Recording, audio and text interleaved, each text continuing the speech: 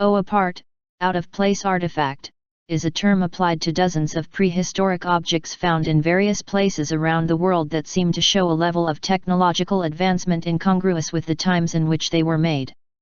Aparts often frustrate conventional scientists, delight adventurous investigators open to alternative theories, and spark debate. According to the conventional view of history, humans have only walked the earth in our present form for some 200,000 years, with our ancestors' history extending back perhaps 6 million years. The Earth's coal is said to have formed hundreds of millions of years ago. That's why the appearance of a man-made iron instrument resembling a drill bit in the heart of a large chunk of coal puzzled the historians who found it in the 19th century. It appeared that a man-made tool as advanced as the tools used in the 19th century was deposited in the organic matter that formed the coal before it became coal. Was a civilization advanced enough to use drill bits present hundreds of millions of years ago as this coal was forming? Was a civilization advanced enough to use drill bits present hundreds of millions of years ago as this coal was forming? John Buchanan, Esq., presented the mysterious object to a meeting of the Society of Antiquaries of Scotland on December 13, 1852. His accompanying statements are recorded in the Society's proceedings, which are quoted in full at the end of this article. In summary, Buchanan said that the iron instrument was found within a seam of coal about 22 inches thick, which was in turn buried in a bed of diluvium or clay mixed with boulders some 7 feet thick. He said, "I quite agree in the generally received geological view, that the coal was formed long before man was introduced upon this planet, but the puzzle is, how this implement, confessedly of human hands, should have found its way into the coal seam, overlaid as the latter was by a heavy mass of diluvium and boulders." The Society decided that the instrument was of a modern level of advancement. But, it concluded that the iron instrument might have been part of a borer broken during some former search for coal. Buchanan's detailed report did not include, however, any signs that the coal surrounding the instrument had been punctured by drilling. He seemed to describe, rather, an iron instrument completely and bewilderingly encapsulated by coal. The passages about this iron instrument in the December 13, 1852 proceedings of the Society of Antiquaries of Scotland is recorded here in its entirety.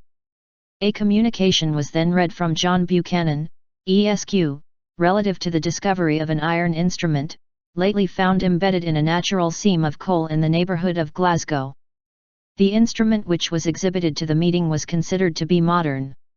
In his communication Mr. Buchanan remarks, "I send herewith, for the inspection of the Society, a very curious iron instrument found last week in this locality. The interest attaching to this singular relic arises from the fact of its having been discovered in the heart of a piece of coal, 7 feet under the surface.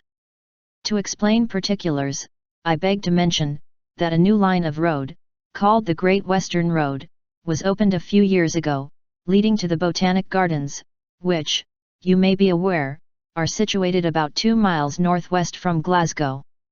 At a point on this new road are the lands of Bunbank, now in course of being extensively built upon. The person conducting these building operations is Mr. Robert Lindsay, Wright and Builder, a most respectable individual, well known to me, and on whose veracity implicit confidence may be placed. Now, when Mr. Lindsay came to excavate the foundations along the north side of the road for the range of houses, he cut through a bed of diluvium or clay mixed with boulders, 7 feet thick, and then came on a seam of coal about 22 inches thick, cropping out almost to the very surface, and resting on freestone. It was necessary to remove this coal and cut into the stone below, which last was very opportune for building purposes. A quantity of the coal so removed was carted over to Mr. Lindsay's workshop or yard for use, and while his nephew, Robert Lindsay Jr., an apprentice, was breaking up a block of the coal, he was surprised to find the iron instrument now sent in the very heart of it. At first neither he nor the others about him could make out what it was, but after scraping and cleaning it from the coaly coating, it presented the appearance now before you. I send along with it a portion of the coal. Having been made aware of this discovery, I lost no time in seeing Mr. Lindsay Sr., and accompanied him this day to the spot, and had the circumstances detailed to me by his nephew, and several of the respectable operatives who saw the instrument taken from the coal, and all of whom, Mr. Lindsay Sr. assures me, are persons whose statements may be implicitly relied upon.